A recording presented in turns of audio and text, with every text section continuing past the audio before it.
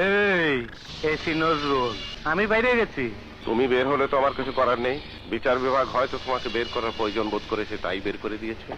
আমি কিন্তু, তুই যে পুলিশ, তোরে দেখে কিন্তু আমি ভয় পাইতাছি না। আমারে দেখে তোর ভয় লাগে না? মরণেরই ভয় করি না, আর তোরে ভয় করবো কি? তুই তো মানুষ। তুই আমার কলজার কথা কইছিলি অনেক বড়, আসলে তোর কলজা অনেক বড় রে। আমি আজকে বাইক করে দেখুন।